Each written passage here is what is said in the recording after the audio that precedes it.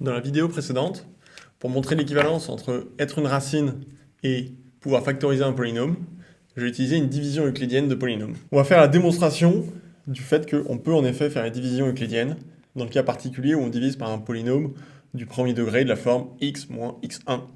Mais c'est une démonstration qui se généralise bien au cas général, et là on voit bien ce qui se passe.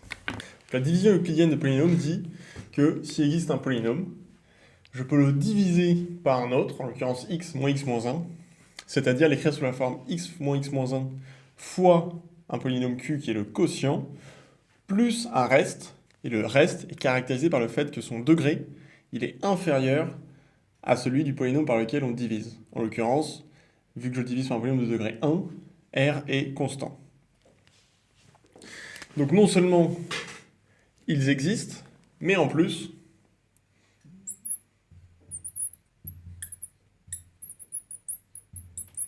ils sont uniques. Donc il y a une seule manière d'écrire la division euclidienne de P par un polynôme. On va commencer par montrer l'existence par récurrence sur le degré de n.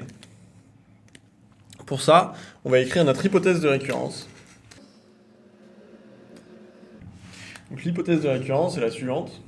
Pour n entier naturel, l'hypothèse de récurrence Hn est que pour tout polynôme P de degré inférieur ou égal à n, il existe Q et R de polynômes, avec R constant, tel que P soit égal à x moins x moins 1 fois Q plus R.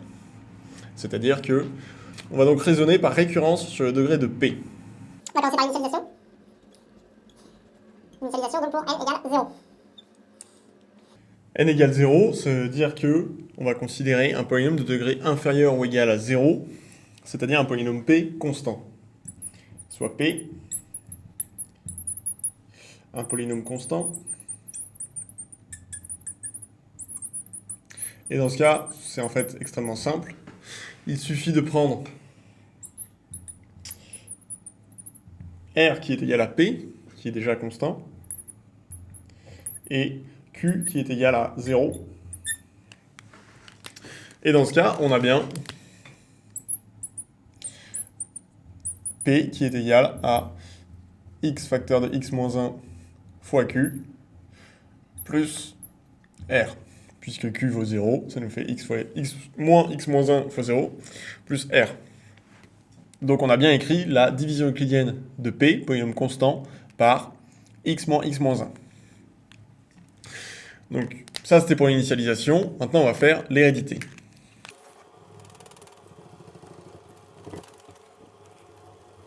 Pour faire l'hérédité, on considère un entier naturel quelconque et on suppose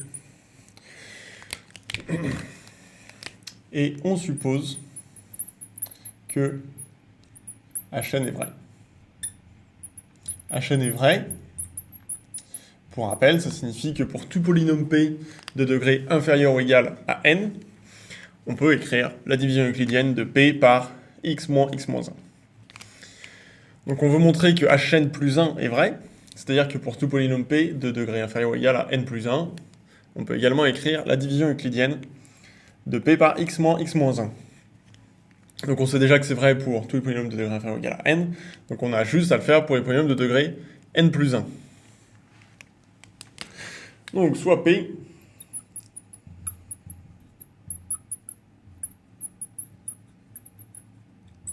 un polynôme de degré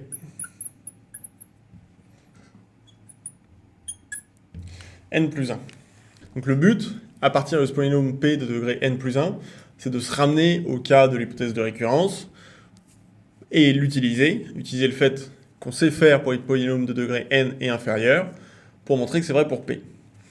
Donc on va faire exactement comme on a fait quand on a trouvé la division euclidienne d'un polynôme par un autre dans des cas particuliers. Ce qui va m'intéresser en particulier dans le polynôme P, c'est son terme de plus haut degré, le terme de degré n plus 1, qui est donc, mettons, alpha fois x puissance n plus 1, plus un reste, polynôme P1, avec donc P1 qui est de degré inférieur ou égal à n. Pour ce polynôme P, on va écrire le début de la factorisation par x moins x1, comme on l'a fait dans les cas particuliers. Donc c'est égal à x moins x1, facteur de alpha x puissance n, puisque là, si je développe, ça fait apparaître alpha x puissance n plus 1 moins x1 alpha x puissance n. Et donc je fais bien apparaître mon terme de plus haut degré, et c'est ça qui va m'intéresser. Seulement, je veux que P il soit égal à alpha x puissance n plus 1 plus P1. Donc il va y avoir plus P1. Et ce terme qui est en trop, je veux le supprimer. Je n'ai qu'à faire plus x1 alpha x puissance n. Donc P il est égal à ce produit-là, plus x1 alpha x puissance n plus P1. Donc j'ai écrit en fait la première étape de la factorisation, de la division euclidienne, dans le cas général, où je divise mon polynôme de degré n plus 1 par x moins x1. Et donc ce terme ici, il est de degré inférieur ou égal à n, puisque P1 est de degré inférieur ou égal à n, et lui également. Donc or, le degré de x1 alpha x puissance n plus P1, il est inférieur à n. Donc je peux utiliser l'hypothèse Hn. Donc d'après Hn, il existe Q1 et R1, avec R1 qui est constant, tel que ce polynôme-là, x1 alpha x puissance n plus P1, soit égal à, eh bien, x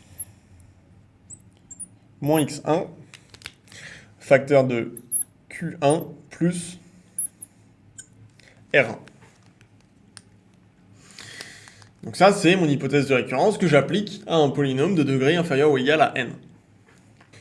Donc P, il est égal à x moins x1 fois alpha x puissance n plus x moins x1 fois Q1 plus R1.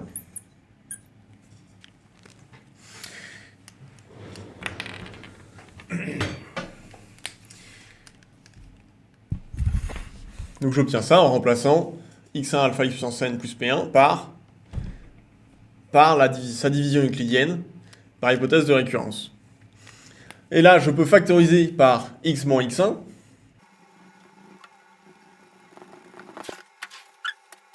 Donc je continue le calcul en haut, sur la page suivante. C'est égal à x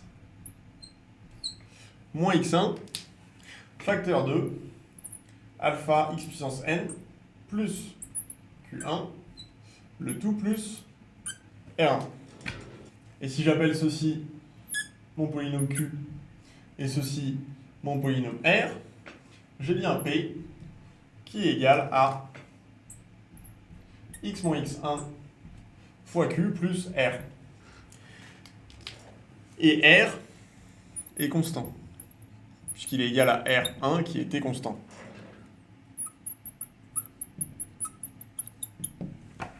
Donc, Hn plus 1 est vrai. Donc on a fini l'étape d'hérédité de la récurrence. On avait bien initialisé au rang égal 0. Donc par récurrence, pour tout n appartenant à n, donc par récurrence, pour tout entier naturel, Hn est vrai. Donc en conclusion, étant donné qu'on a montré que H0 est vrai, et on a que pour tout n appartenant à n, on a montré l'hérédité, à savoir que Hn implique Hn plus 1, ce qui signifie donc que, par récurrence,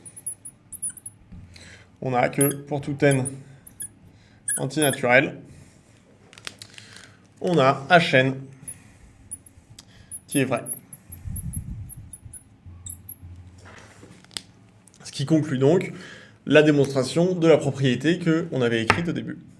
À savoir qu'on peut diviser n'importe quel polynôme p par x moins x1 avec un reste qui est constant.